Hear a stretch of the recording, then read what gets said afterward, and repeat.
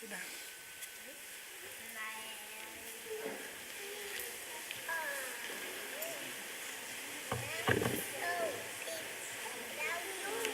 Yeah, from your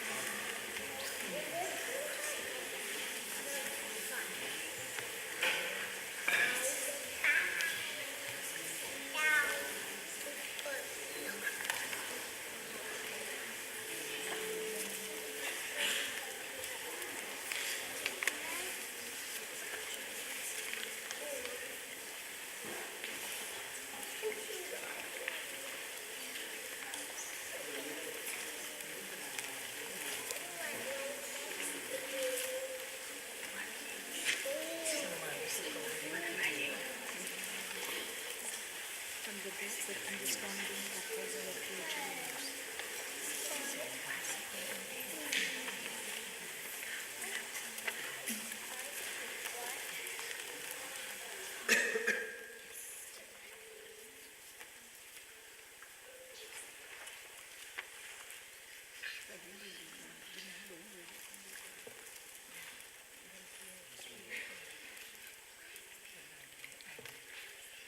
Lên chứ còn những người cao.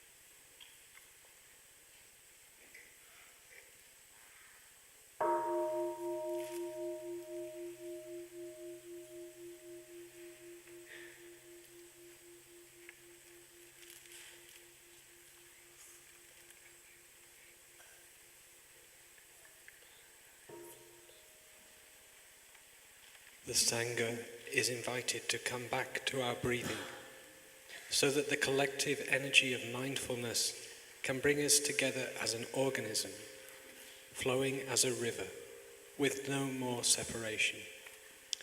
Let the whole Sangha breathe as one body, listen as one body, chant as one body, transcending the boundaries of a delusive self, liberating us from the superiority complex, the inferiority complex, and the equality complex. From the depths of understanding,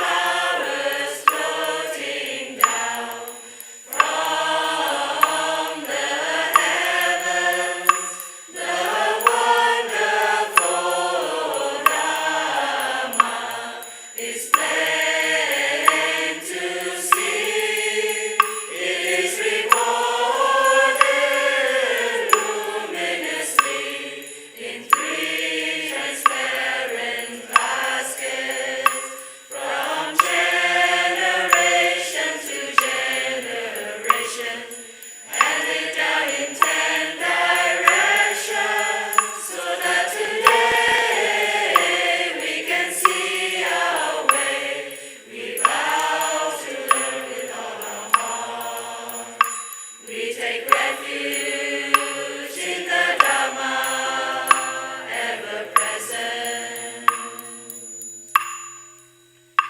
The Sangha jewel is infinitely precious, a field of merit endlessly.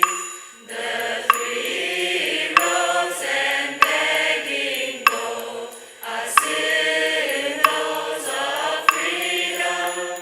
The mindfulness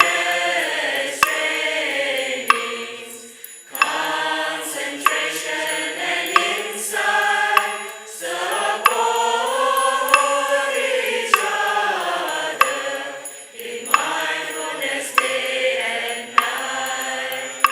The Sangha dwells and is the foundation for us to realize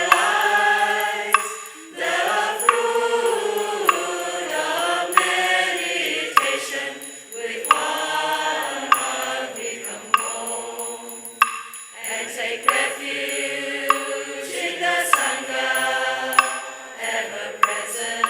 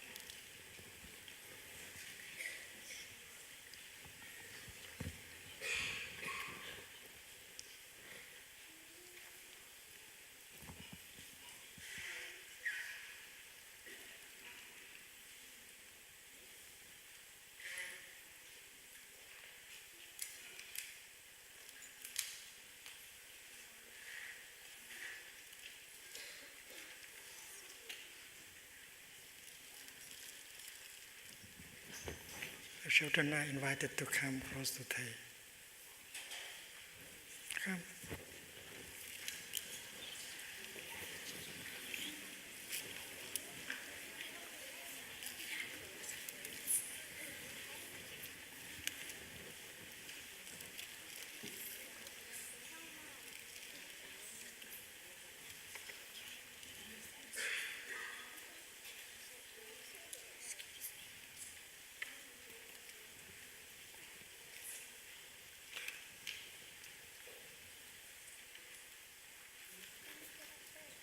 You have a nice time yesterday.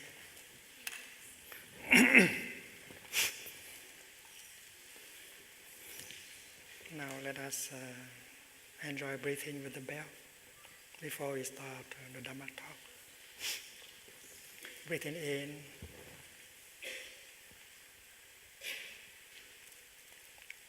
I know I have a body.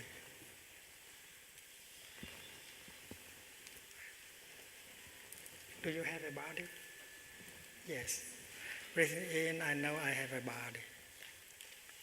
Breathing out, I smile to my body. This is a meditation. So breathing in, you know you have a body. And breathing out, you smile gently to your body. Okay? 3 times.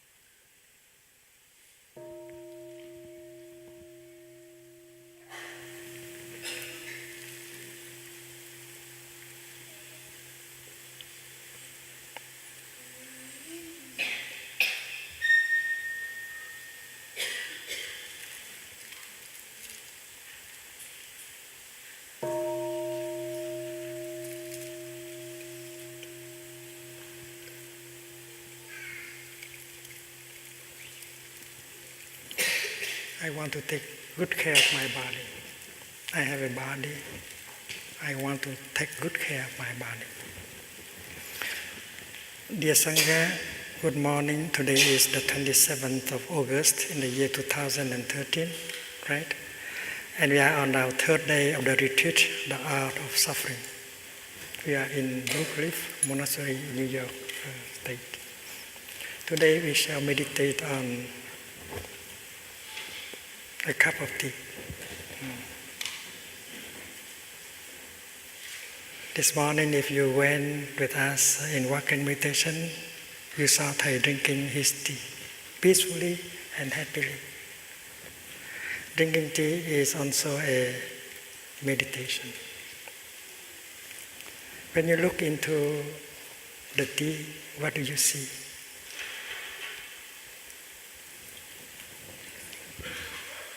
I see a cloud. I see a cloud floating in the tea. Yesterday, the tea was a cloud up in the sky.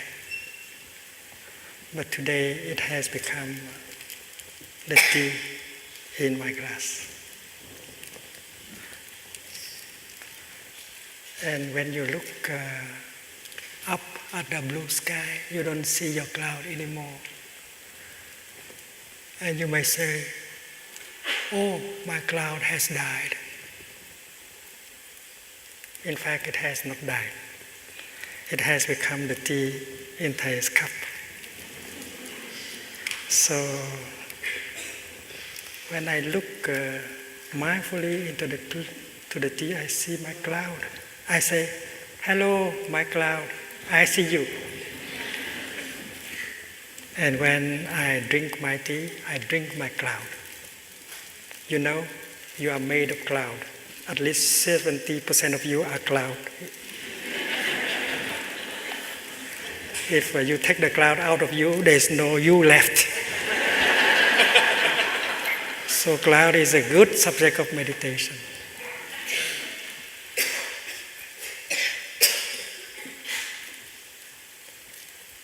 And the cloud has a good time traveling. When it falls down, it does not die. It just becomes the cloud, or the rain. A cloud can never die. A cloud can become snow, or rain, or ice. But a cloud can never die. So the cloud become the rain. The rain become the creek on a mountain. And the creek flow down and become the river. And the river goes to the sea.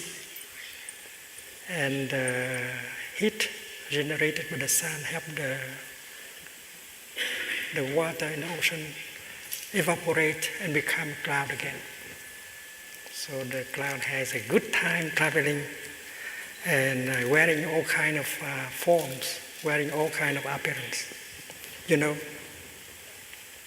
the cloud has become the tea. And Thầy is going to drink this tea. And what will become this tea? It will become a Dharma talk.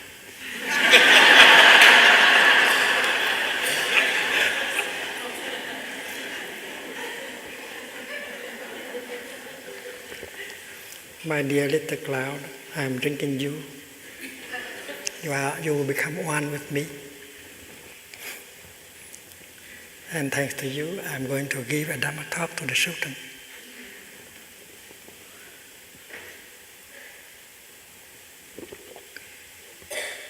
Because I know how to drink my tea mindfully. That is why I can see the cloud in my tea. And I can see that the cloud is very helpful. It will help Thầy to give a Dharma talk. Without cloud, no Dharma talk is possible.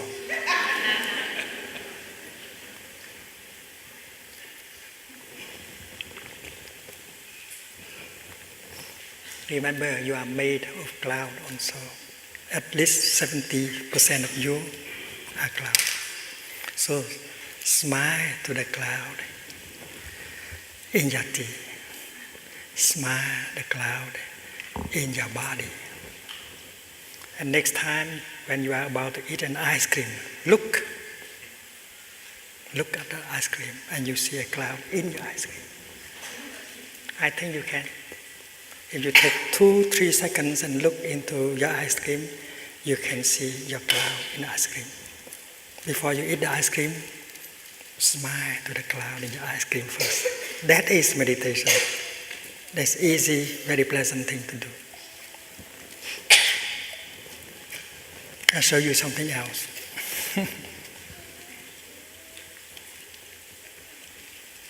I do calligraphy. I draw circles.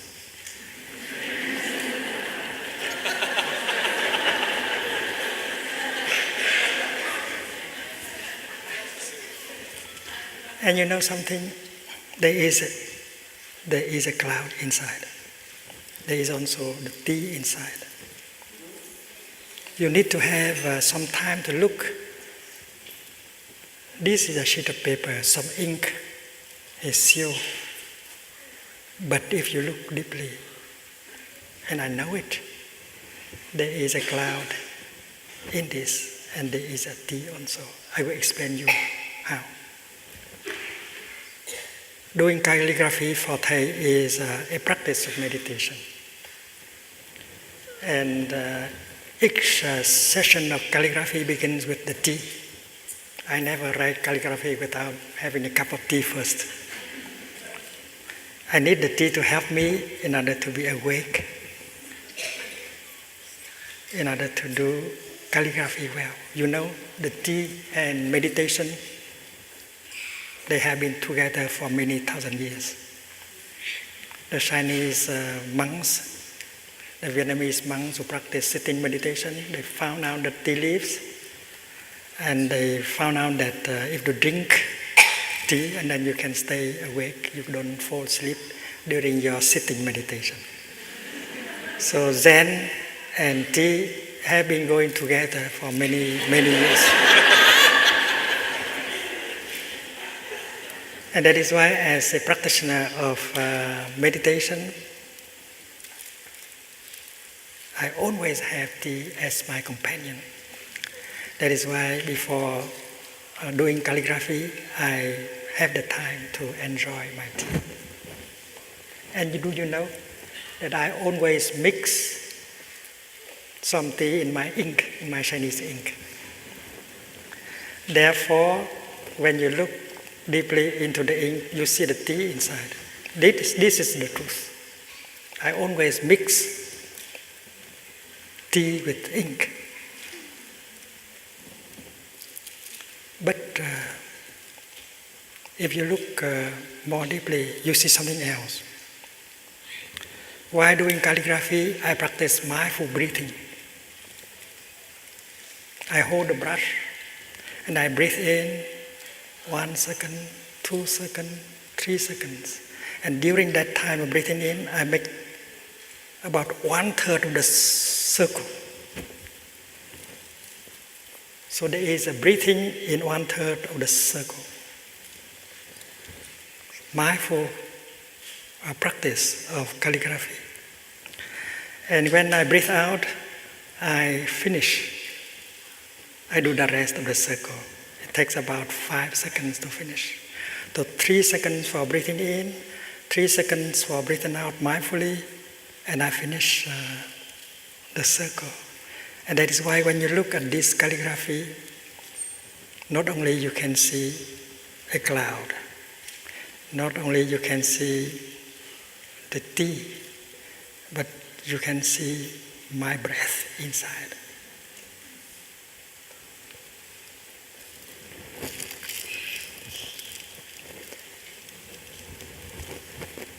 I have brought and show you some calligraphy today.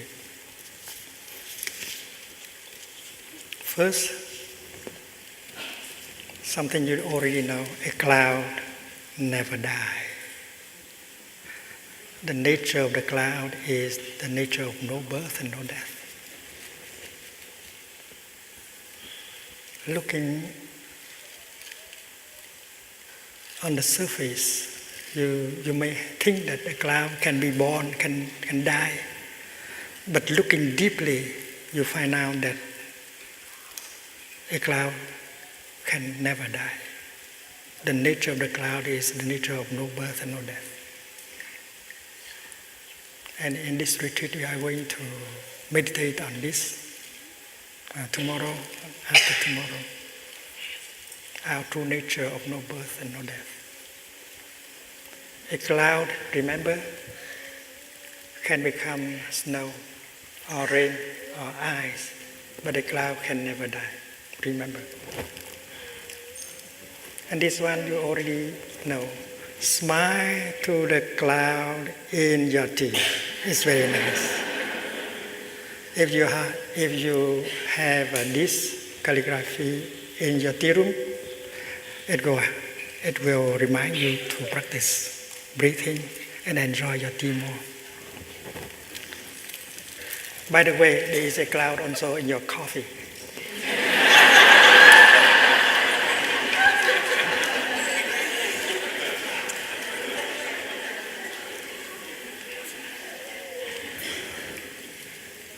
And you know something? When you cry,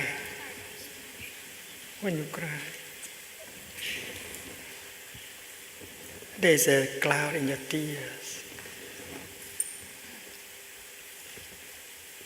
And maybe the tea that you drank yesterday has become part of your tears. And that is why I also wrote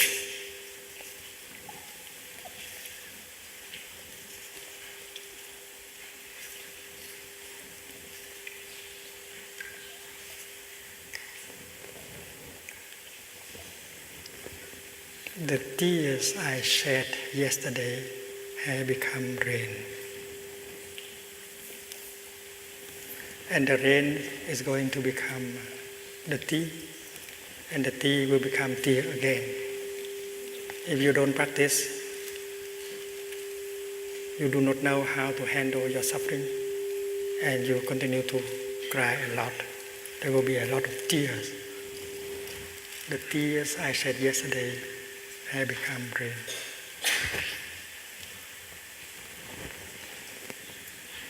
Tomorrow we'll have a Dhamma talk for children also. So now if you hear the small bell, stand up, bow to the Sangha, and go out and continue your practice.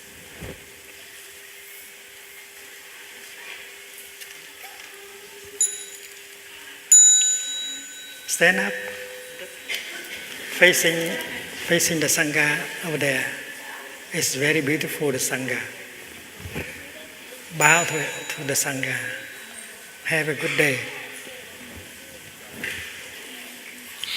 Bye.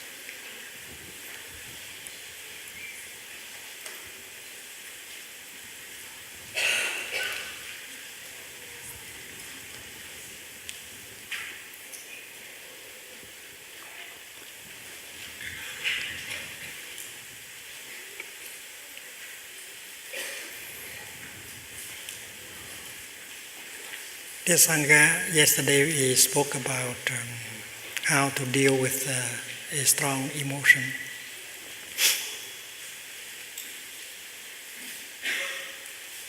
I think parents and teachers should know how to do it and transmit the practice to the young people.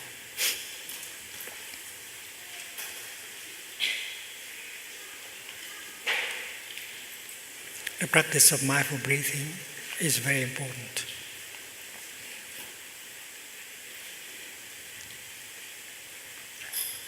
And we should not wait until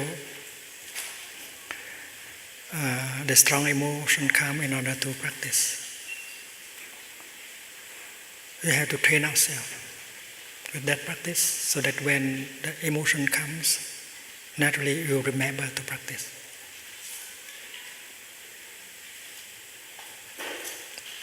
And emotion is something like a storm, and you feel that it's coming. And if you notice that the strong emotion is coming, you prepare yourself in order to receive it and to handle it.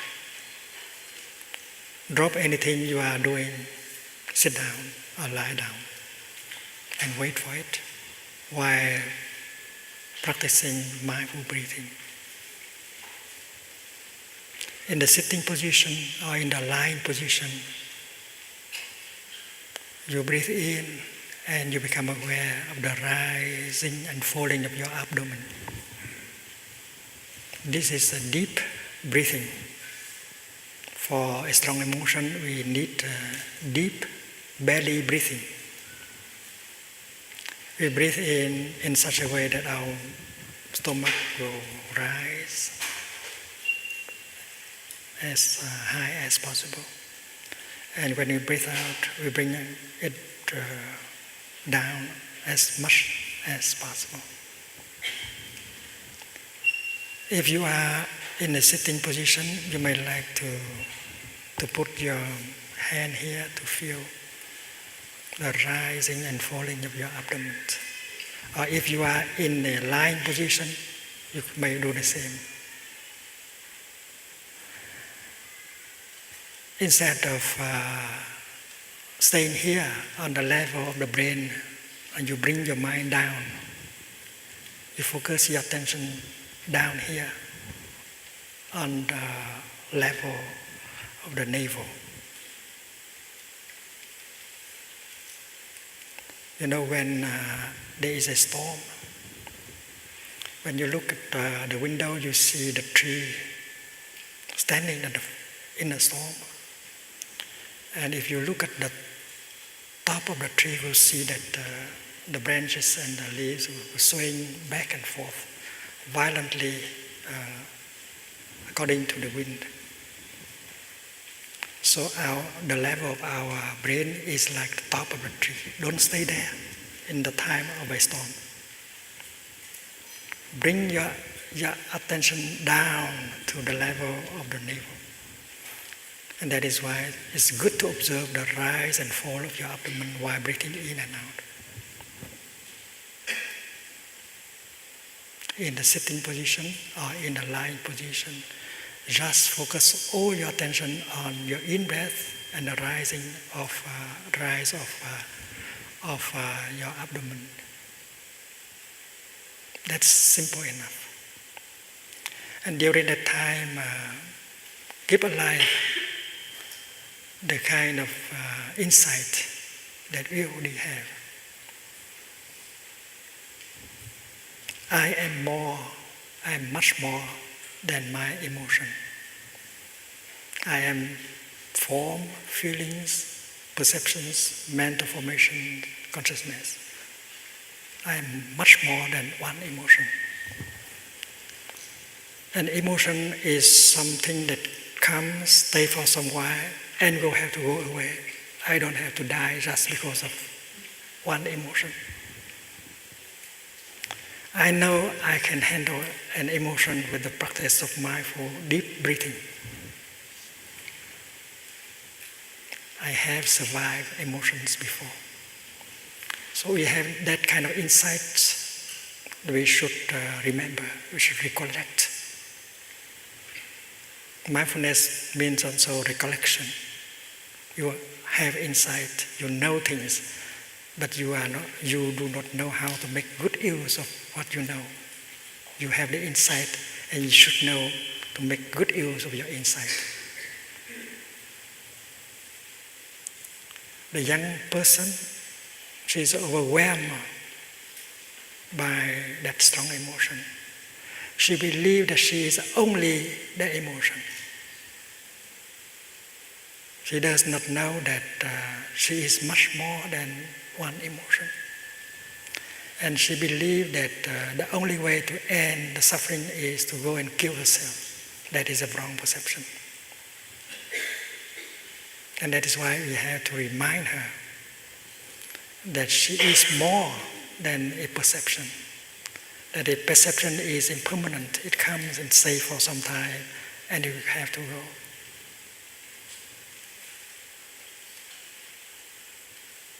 And that kind of insight we can transmit to her, to him. Maybe later on our portable telephone will have that function, reminding us.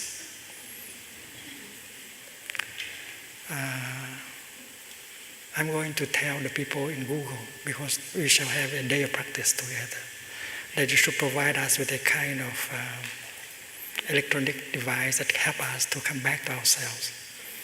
And when there is a strong emotion, that will invite the bell for us to breathe in and out. And it will remind us, dear friend, you are more than your emotion.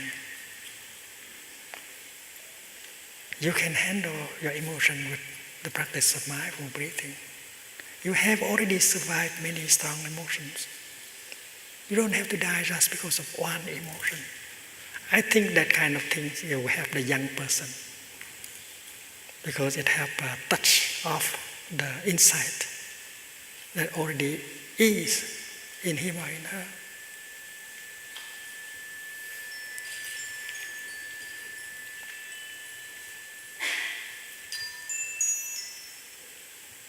And just remember, just keep that insight alive and practice deep breathing, and you can survive the strong emotion very well. And when the strong emotion is gone, you say that next time it can come. I know how to handle. I'm not afraid. And if a mother knows how to do it, she can help her son, little boy or little daughter to do it.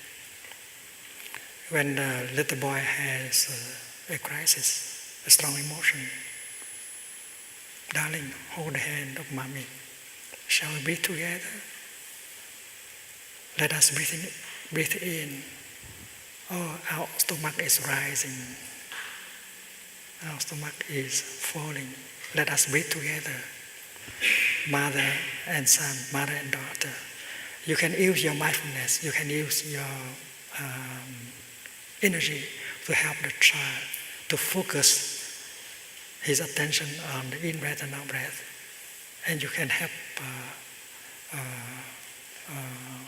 and together you will allow the emotion to stay and for some time and to go. Because you are a practitioner, we can transmit to the child our energy, our practice. And you can train your child to do so. And if you can train students and children to do that, it may save their life. Because later on, confronting a strong emotion, then remember to practice. And they are not going to kill themselves. Because the number of young people killing themselves is very big in each country. In France, in Great Britain, United Kingdom, the young people kill themselves quite a lot. So the mindful breathing is to help us calm down our body, calm our feelings, our emotions. And we know that we need the insight in order to be able to truly relax our body and calm our emotion. And insight is not something that comes later on. As soon as you have mindfulness, concentration and insight are already there in mindfulness. And if you continue, concentration will be deeper and insight will be brighter. And with these three kinds of energy, you can deal with whatever pain that is happening in yourself. Yesterday we have learned that a practitioner knows how to generate a feeling of joy, a feeling of happiness at any moment of the day.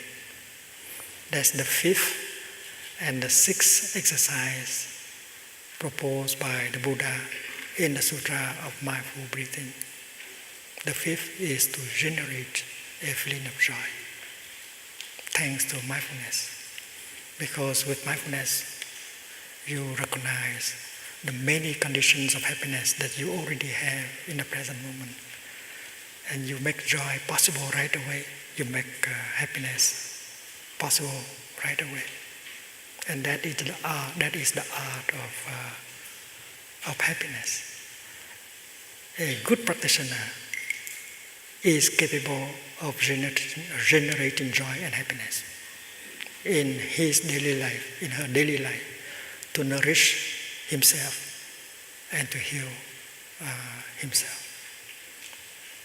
And then a good practitioner also knows how to handle the pain in him or in her. And mindfulness is the kind of energy that helps you to recognize the pain, to smile to the pain.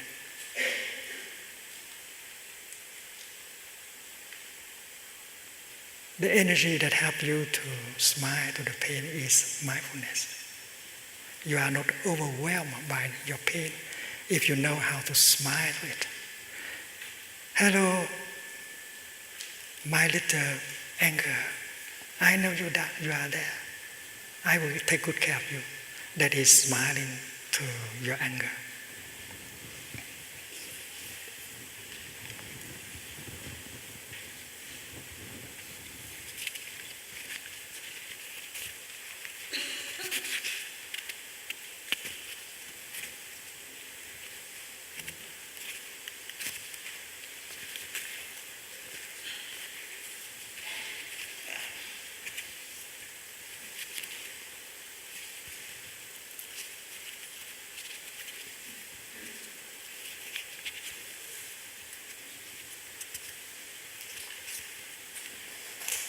I have smile to your body, but I don't have smile to your anger here.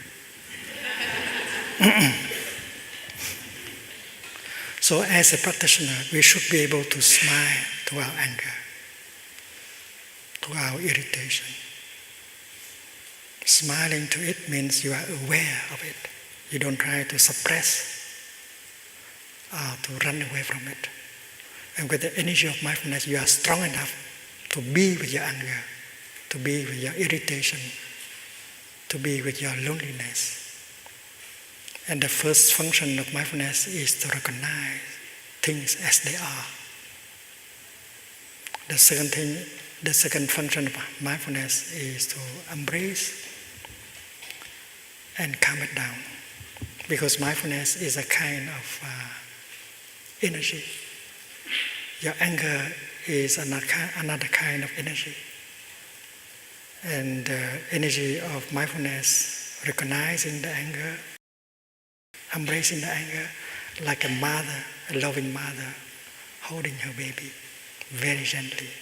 And you get a relief after a few minutes of practice. And that is the art of suffering. How to recognize the pain in you. How to calm down the pain in you. We have to train ourselves to do it. And we get a relief. And with other exercise of mindful breathing that follow, we can completely transform the pain, the afflictions in us. And we know that there is a deep connection between suffering and happiness. And we have learned that suffering plays a very important role in creating happiness. It's like the role of the mud in creating the lotus flower. Without the mud, you cannot create lotus flowers. The same thing is true with suffering and happiness. You need the suffering in order to, as materials, raw materials, in order to create happiness. And we know that there's enough suffering already there. You don't have to create more. The problem is to learn how to make good use of the suffering in order to create happiness. The problem is how to make good use of the garbage in order to create flowers. Because looking into a flower, you see the sunshine, you see the rain, you see the compost that has helped nourish the flower. And the compost is made of garbage. Garbage is suffering. So a good practitioner knows how to make use of the garbage in her, the suffering in her, and make good use of it in order to create something more positive like understanding, compassion. joy. And it's an art, the art of suffering, the art of happiness. In Buddhism, we do not use the expression kingdom of God, but we do have the expression Buddha land, Buddha country. And many of us believe that the kingdom of God is a place where there is no suffering. I don't believe it. If there is no suffering, and then there is no happiness either. Because happiness is made of suffering. It's like the left is made of the right. The left cannot be by herself alone. The left has to interbe with the right. You cannot remove the right from the left. You cannot ask someone to come and bring the right to Boston and someone else to bring the left to New York. No. They are always together. Without this, the other cannot be. That is the teaching of the Buddha. This is because that is. So simple. So, trying to run from suffering and look for happiness is not wise. It's impossible to do so. And most of us are doing that, trying to run away from suffering and looking for happiness. We don't know that happiness is made of suffering. And what we should do is to learn how to make good use of suffering. Yesterday we have learned a very important thing. If you know how to suffer, you suffer much less. And seventh and eighth exercises on mindful breathing are to help you to suffer. You learn how to suffer. If you know how to suffer, you suffer much, much less. And then you know how to make good use of suffering to create joy and happiness. So the art of happiness and the art of suffering, they always go together.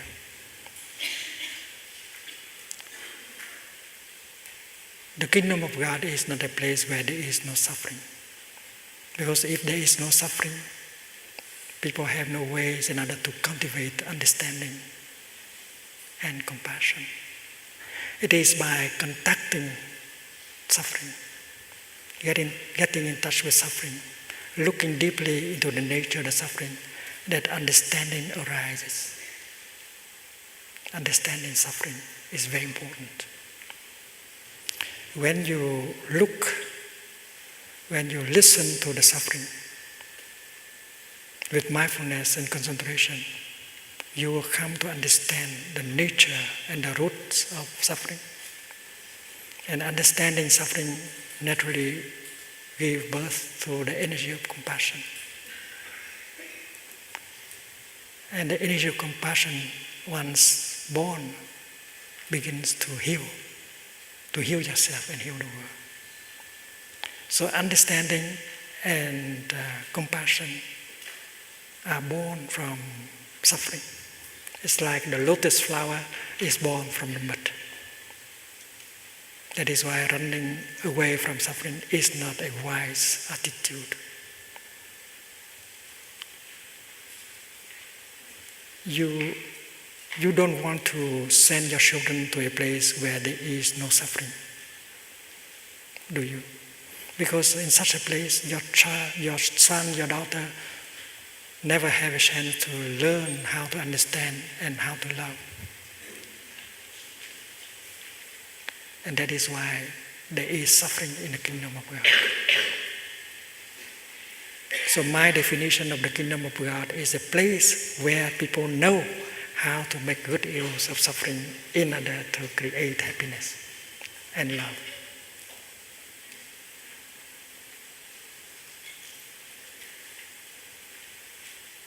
Because if there is no suffering, there is no happiness. If there is no left, there is no right. If there is no above, there will be no below. And that is the teaching of interbeing in Buddhism. This is because that is.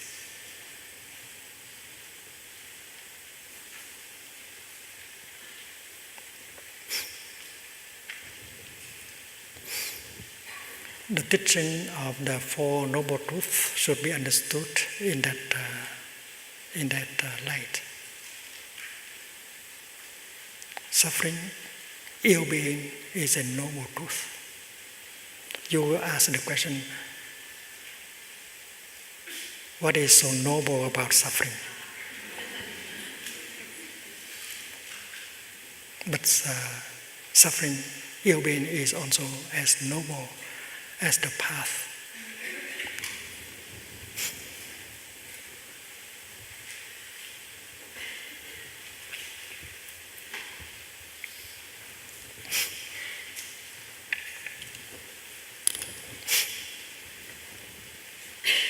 The first noble truth is ill-being, dukkha.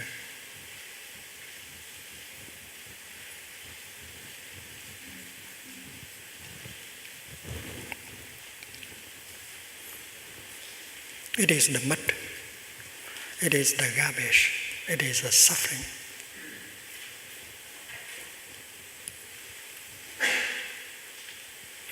And you know that if suffering is there, something is there also at the same time. Like the left and the right. If you confirm the existence of the left, you have to confirm the existence of the right. Because the left can never be without the right.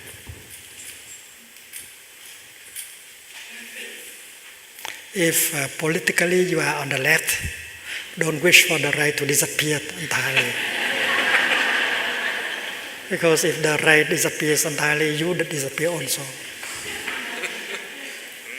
That is the teaching of interbeing.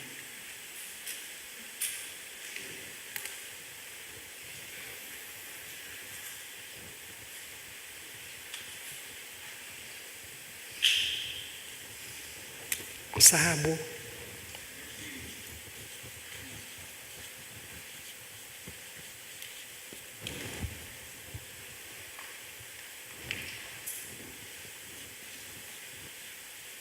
Câu sinh. Câu hữu.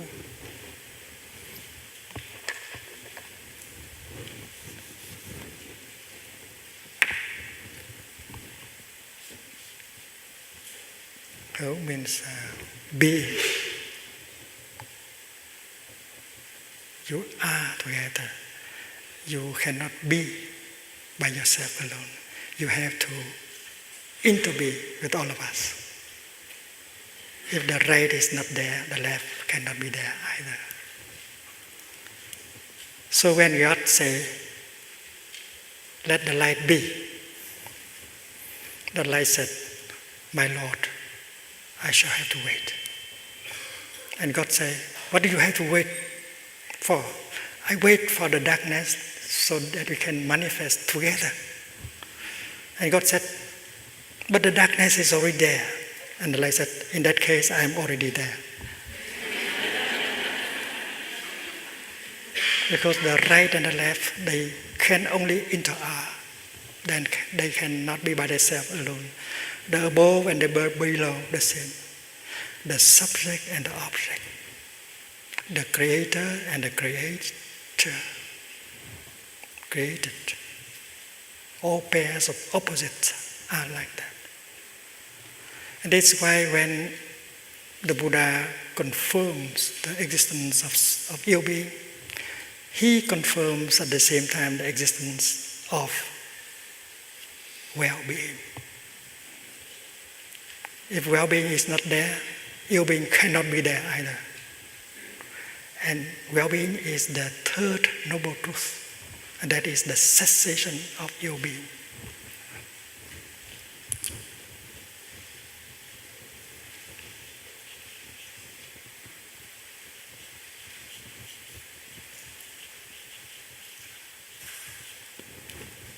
Well-being means the cessation of ill-being, the same thing.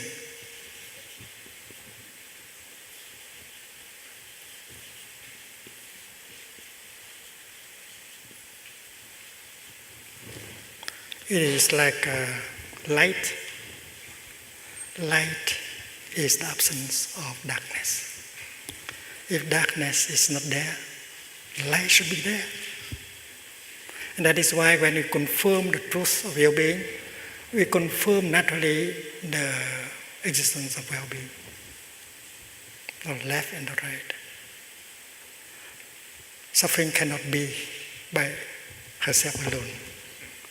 Suffering has to intervene with happiness. They are a pair of opposites among many pairs of opposites, like birth and death, beginning, ending, being, non-being. And later on in this retreat, we will learn how to transcend pairs of opposites in order to touch the ultimate nirvana, our nature of no birth and no death, and transcend all kinds of fears and discrimination. So confirming ill-being, you confirm at the same time well-being as something that is possible. And then if there is ill-being, there must be a way of life that leads to ill-being. A path leading to ill-being, your way of life. You have lived in such a way that have made ill-being possible. So looking into the first noble truth, you can see the second noble truth, which is the making of ill-being.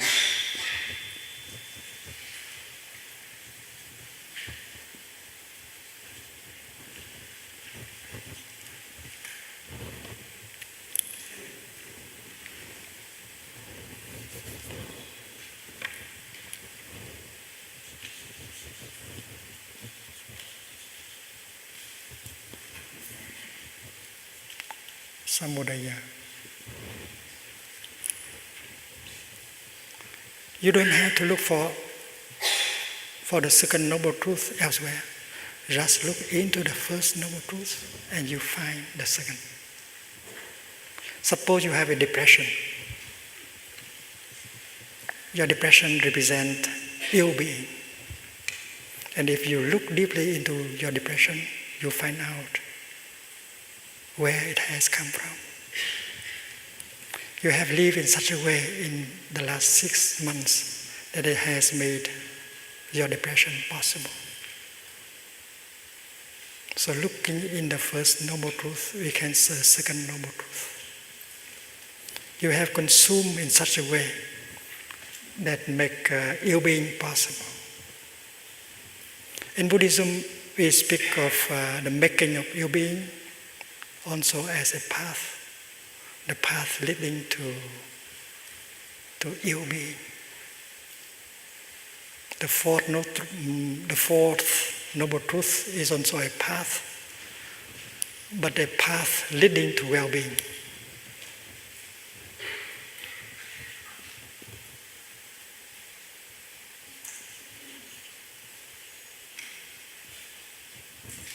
The path of well-being.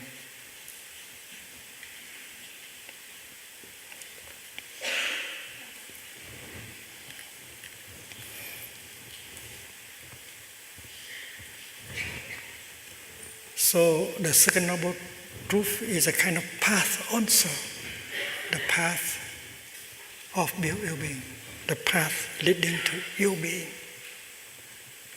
And if the noble path leading to well-being begins with right view,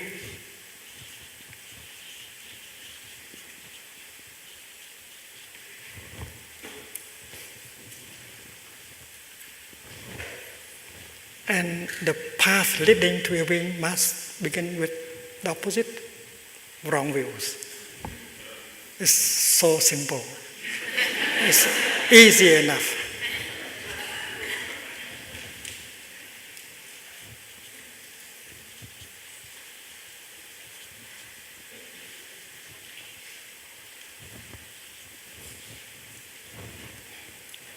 And this path of well-being, the path that leads to well-being is called the noble path.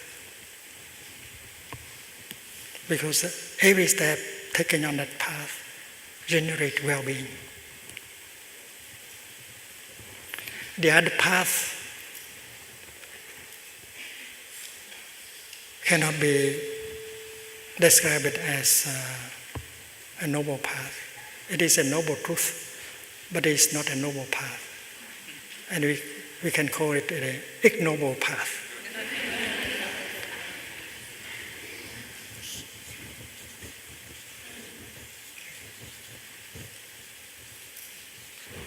Because each step made on that path generates ill-being.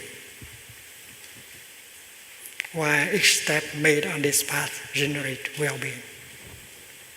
Well-being can be found in every step, in every breath. And ill-being also can be found in every step or every breath. Hell and paradise are both available in each step. But in the teaching of Buddhism, the second noble truth can be described as not only a path but also a nutriment, food. You have consumed in such a way that made ill-being possible. And the Buddha taught us about the 4 kinds of nutriments. And if you get the right kind of nutriments, we have well-being. And if we get the wrong nutriment, we get ill-being. The Buddha said that nothing can survive without food. Your depression is always there. If your depression is always there because you keep feeding it.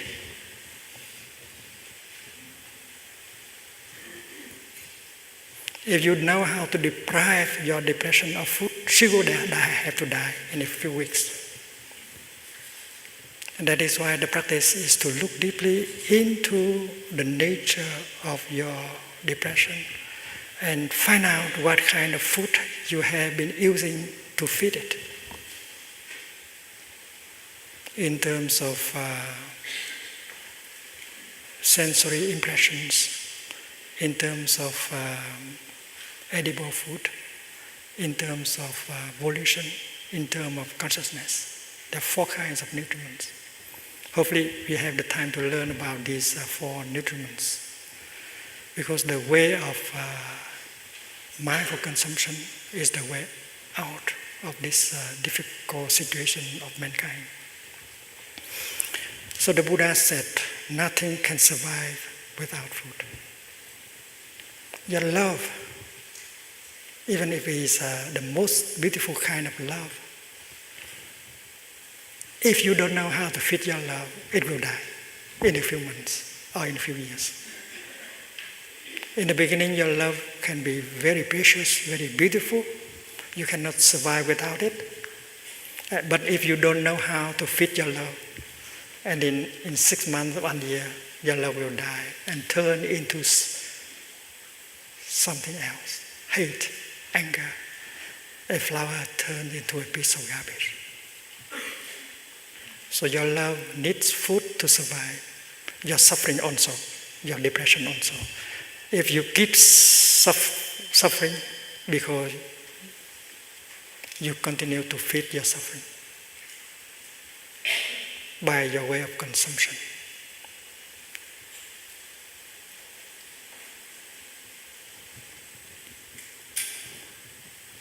So the second noble truth and the 4th noble truth can be described as a path, but can be described at the same time as nutriment. And the 4th of the 5 mindfulness trainings is about mindful consumption. if we practice the fourth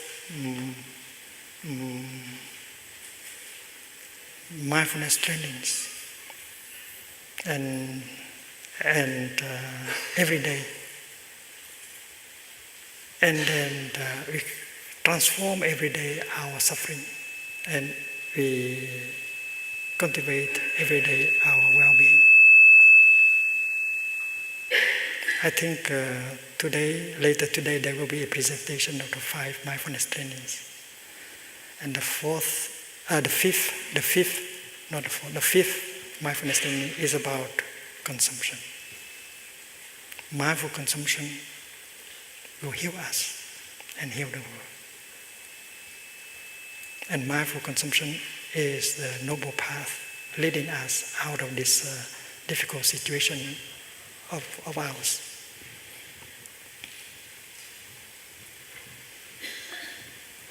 Looking into the Four Noble Truths, we see that that one truth contains the other 3. Looking into the truth of ill-being, you see the second truth, the making of ill-being, the path leading to ill-being, the way of consumption that lead to ill-being. And if you see that path, you see at the same time the other path. Because if this path begins with wrong views, and the other path begins with right view. Because the noble path has 8 elements, beginning with right view. So the wrong path also have 8 elements. After wrong view, there is wrong thinking instead of right thinking. And this is not philosophy, this is the art of living our daily life. So not only you looking into ill-being, you see the second noble truth, the making of ill-being, but you can see the path leading to well-being, and you can see also the cessation of ill-being, which means the existence, the presence of well-being.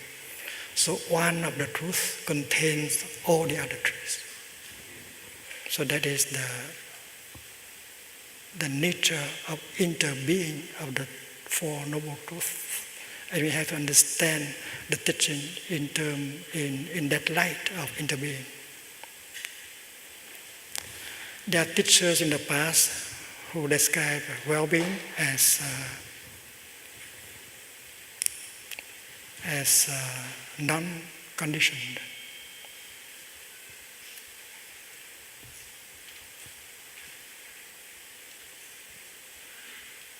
Asamskrita, and the other as conditioned phenomena.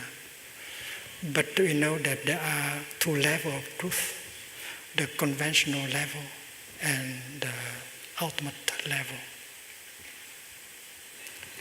On the conventional level, we see that there is birth and death, beginning, ending, being and non-being. And you can apply this kind of truth. That is why every one of us has a birth certificate. And later on when we die, we have a death certificate. But if you go deeper, we find out, like the children this morning, that a cloud can never die. To die means from something, you become nothing. From someone, you become no one. And to be born means from nothing, you suddenly become something. From no one, you suddenly become someone. And if we meditate well enough about a cloud, we'll find out that the nature of the cloud is the nature of no birth and no death. A cloud has not come from the realm of non-being. That is easy to see. Looking into the cloud, you can see the water in the ocean. You can see the water vapor.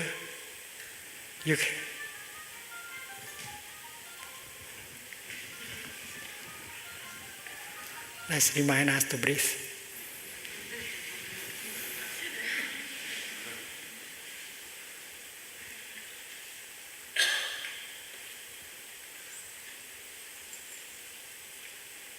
So a cloud has not come from nothing. She has not passed from the realm of non-being into the realm of being. And a cloud cannot die, cannot become nothing. A cloud cannot pass from the realm of being into the realm of non-being. And that applies to everything, including ourselves and our beloved one. Our beloved one has not died. She is now continued in other forms, maybe more beautiful. You don't see your cloud anymore in the sky, but the rain is calling you, darling, darling, don't you see me? I'm happy here. Why do you have to cry like that? So, getting deeper, we discover the nature of no birth and no death. And we transcend all kind of fear. Fear of being, fear of non-being. Both being and non-beings are just notions that cannot be applied to reality. There are theologians who describe God as the foundation of being. But if God is the ground of being, who will be the ground of non-being? You cannot describe God in terms of being and non-being. You cannot describe the ultimate God, Nirvana, as being in terms of being or non-being.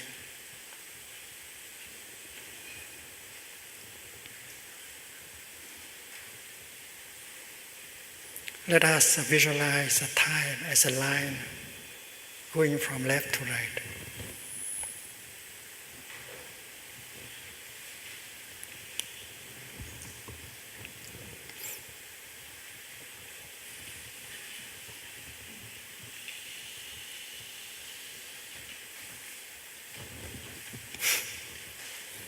And let us pick up one point in the line of time and call it B, birth.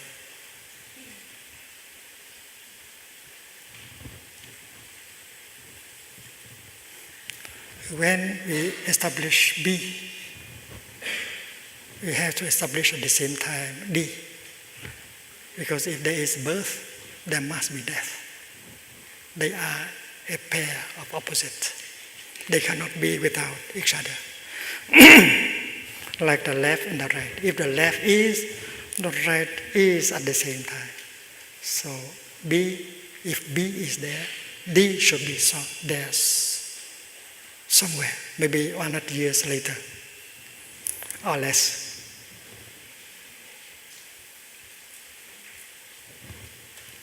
So our thinking, our usual thinking is to be born. Means from the realm of non-being, you pass into the realm of being. So the segment ending with B represent non-being, abhava. And the segment beginning with B represent being. You continue to be until you reach point D.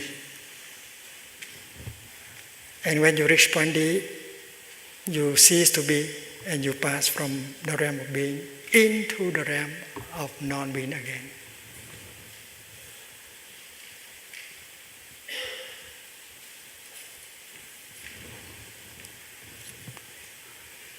So the pair of opposite BD goes together with the other pair, being and non-being.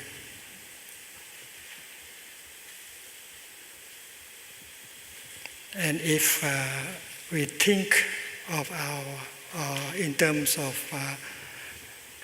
birth and death like that, and then our thinking is qualified by the Buddha as wrong thinking, because we have wrong views of reality. We have wrong views about reality because we are caught in the notion of birth and death, being and non-being. With some mindfulness and concentration, looking deeply into the nature of a cloud, we can see that a cloud is not born and can never die. And that is something that is confirmed also in science. The first law of thermodynamics say the same thing about matter and energy. You can transform matter into matter, matter into energy, energy into another kind of energy, energy back into the matter, but you cannot create matter or destroy matter. You cannot create energy or destroy energy. The true nature of matter energy is the nature of no birth and no death. And the French scientist Lavoisier said the same. Rien ne se crée, rien ne se perd. Nothing is born, nothing dies. So the scientists can go hand in hand with the practitioner of meditation, and they can help each other. Our true nature is God. Our true nature is Nirvana, the nature of no birth and no death. And what the Buddha described as right view, is that kind of insight that transcends all kind of pairs of opposite, including being and non-being, birth and death. We know that the path of well-being begins with right view. Right view.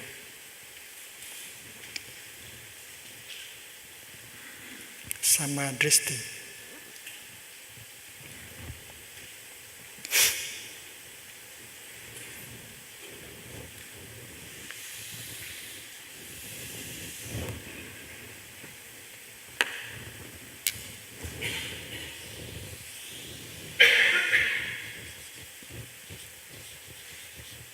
And from right view, you have right thinking and so on.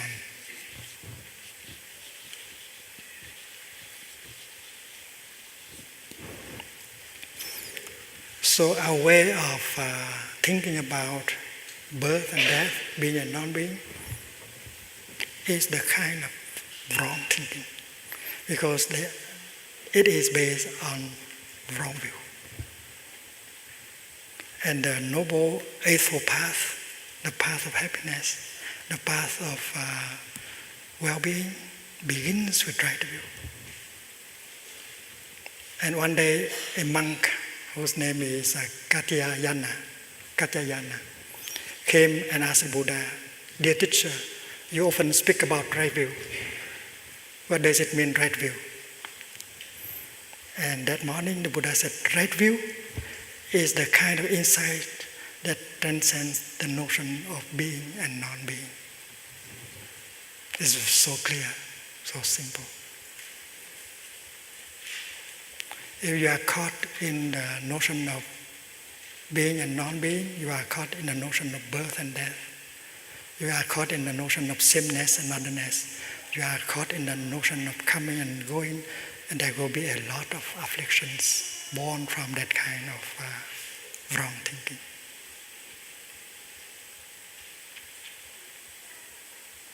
And in the coming Dhamma talks, we will try to go deeper into that kind of teaching.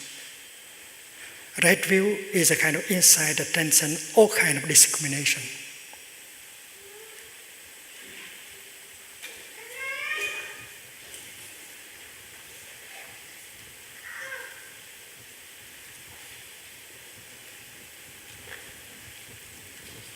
Suppose you think that the right is not the left, and the right can be without the left. That's a wrong view. That is wrong thinking. If you think that the lotus can be without the mud, that's wrong view, wrong thinking. If you think that you can create happiness without suffering, that's wrong view, wrong thinking.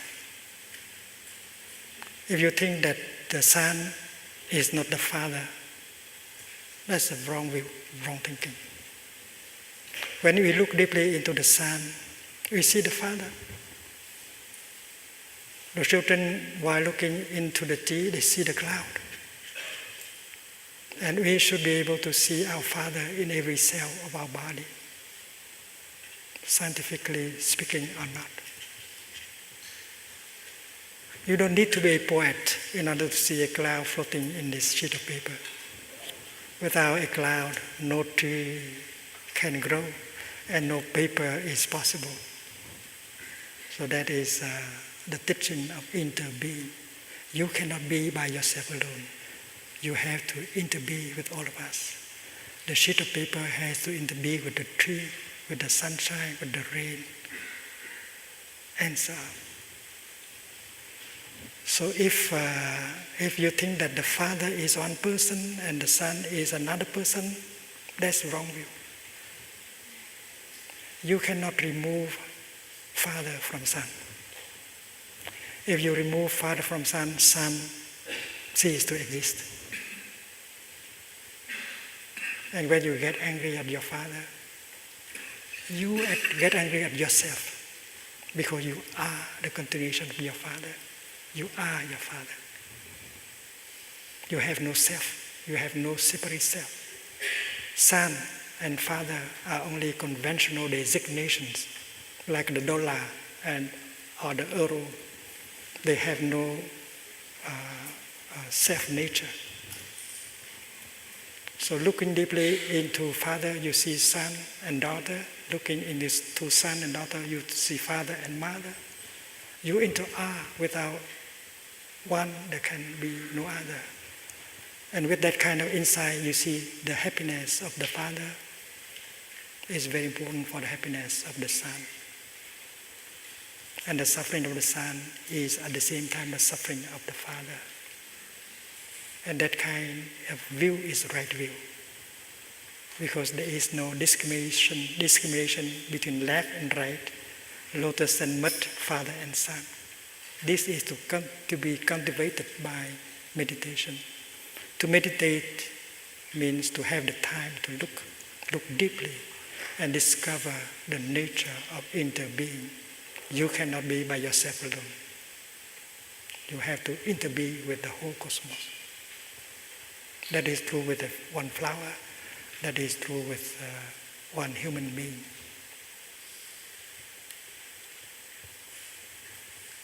Suppose you have the notion human being. The human being cannot be without other species. And this is the teaching of the Diamond Sutra. You have to remove the notion of self, the notion of human being, the notion of living beings, and the notion of lifetime. The second notion is human being, because the human being is made only of non-human elements. Man is made of non-man elements. When you look into a flower,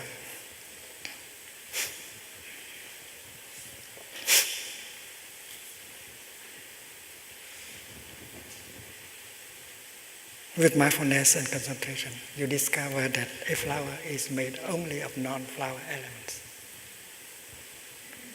There is sunshine in it. A sunshine is not flower. There's a cloud in it, and cloud is not flower. The soil, the minerals, the rain, the gardener, the whole cosmos have come together in order to help the flower to manifest as a wonder of life. And we know that a flower cannot be by herself alone. She has to interbe with the sunshine, with the rain, the soil, and everything.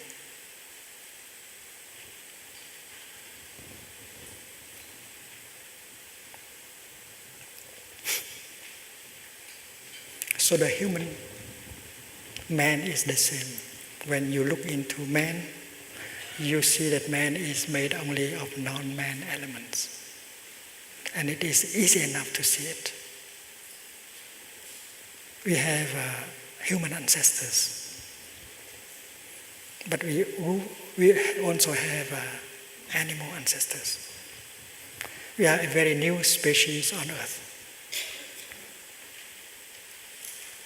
Not only we have human ancestors, but we have animal ancestors, and we have vegetal ancestors. We have mineral ancestors. It means man is made of non-man elements. And if you don't know how to protect non-man element, man will disappear. And that is the sutra that can be considered to be the most ancient text on deep ecology. You have to remove the notion of man as something that can be by itself alone. No, man cannot be without animals, plants, and minerals. You are made of non-man elements, and that is why for the survival of man, you have to take care of the survival of animals, vegetables, and minerals.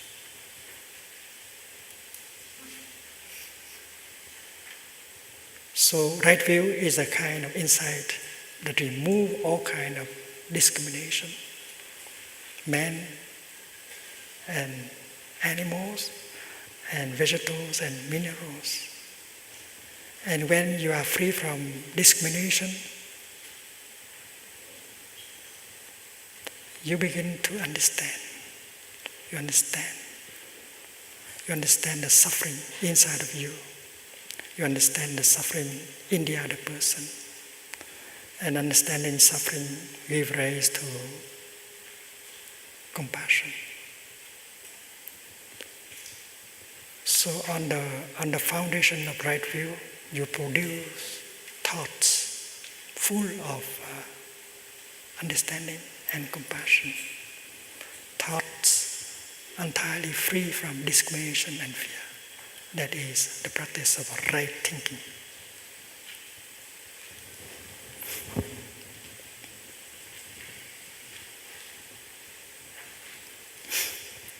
So a good practitioner is someone who is capable of producing a thought of understanding and compassion, a thought that is totally free from discrimination.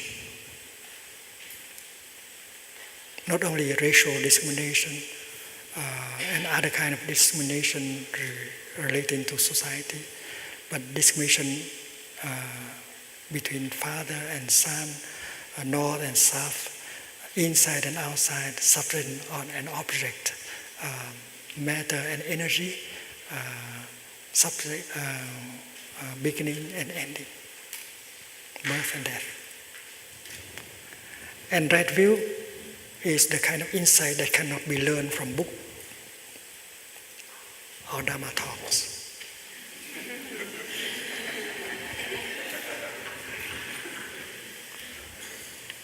Right view is the kind of direct understanding that you get from the practice of mindfulness and concentration.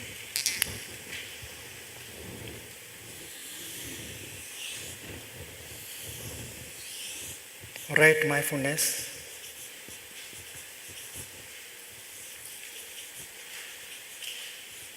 right concentration.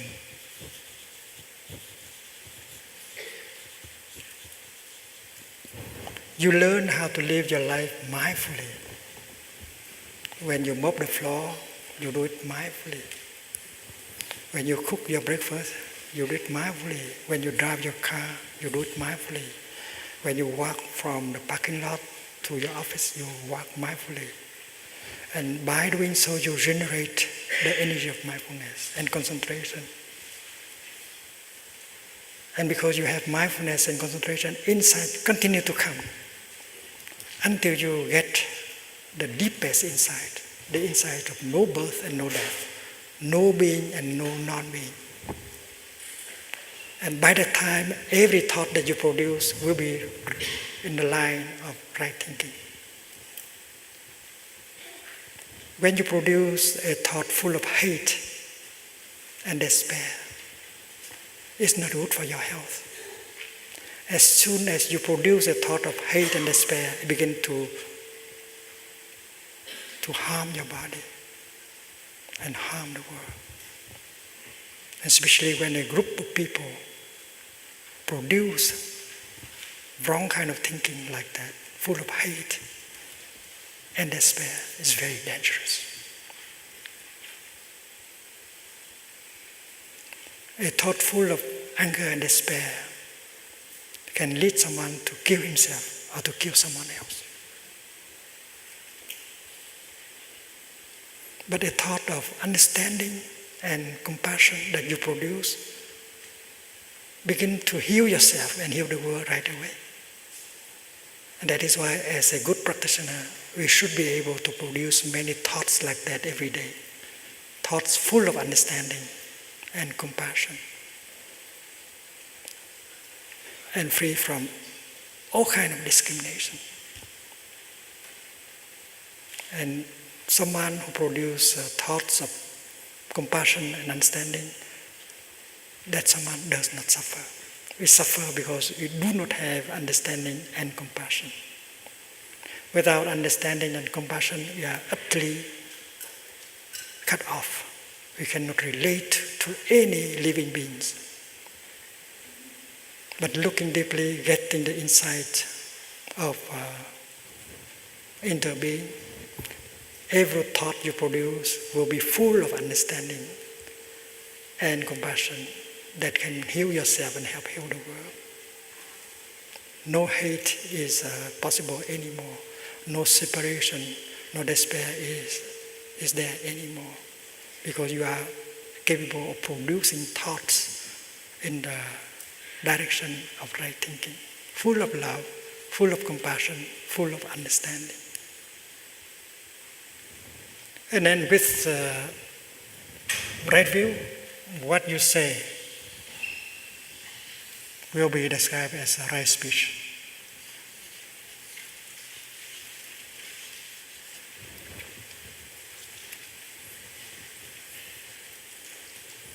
If you do not have any discrimination, if you are full of understanding and compassion, what you write in your letter can heal you and heal the other person.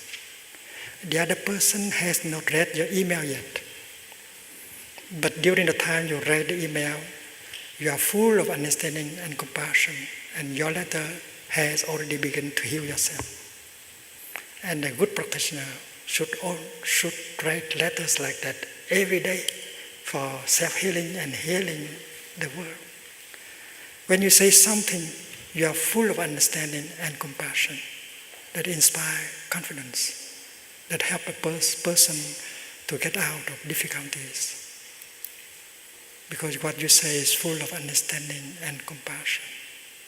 And we should address our partner, our children, our friends, always with right speech, no discrimination.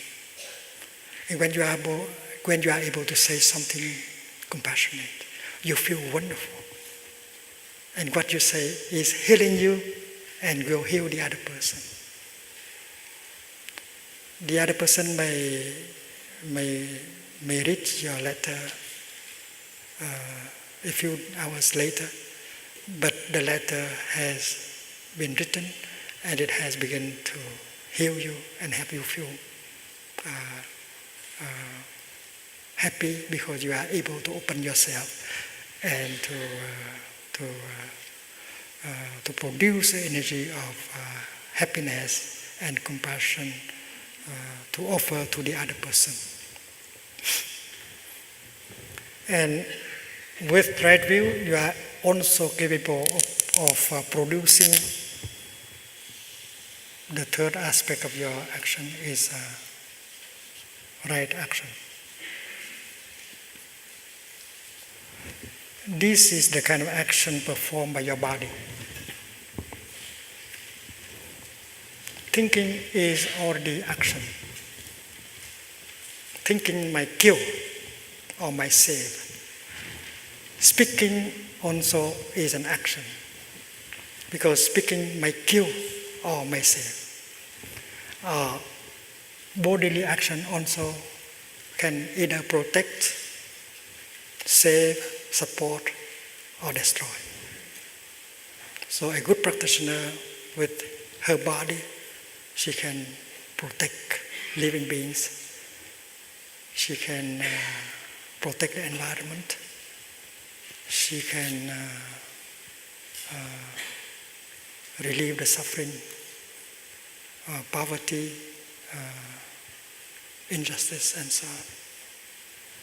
So this is what we produce every day. A human being produces a lot of these three things. And we should not believe that this body is us. No, we are much, much more than this body. We should not believe that when this body disintegrates, we are no longer there. That's wrong view. Even a cloud cannot die. How can you die? So every day you produce thoughts, speech, and actions, and that is your true continuation. It's like the rain is the continuation of the cloud. If the cloud is acid, and the rain will be acid. So if you produce thought of compassion and understanding, speech of compassion and loving kindness, action full of compassion and understanding, you are assuring you a beautiful future. Nothing can die. Your thought, your word, your action continue to be you. It's like the rain and the tea continue the cloud. You can never die. And this we call karma, nghiệp.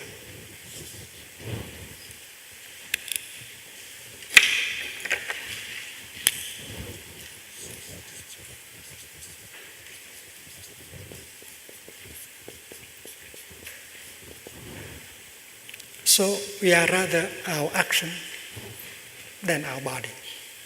We have body, feelings, perceptions, mental formation, consciousness, with which we create our action. And our action continue us always. Even after this of this body. There is a French philosopher whose name is Jean-Paul Sartre. He said something very close. He said, man is the sum of his action. L'homme est la somme de ses actes. L'homme, man, est la somme de ses actes.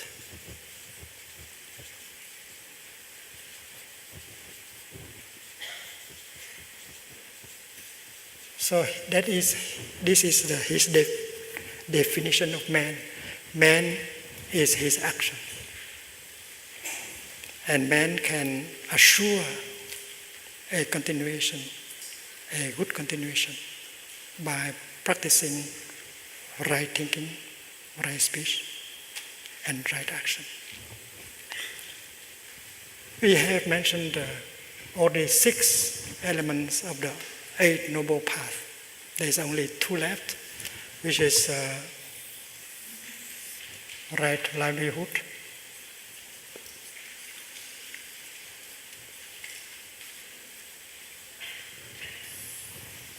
and right diligence.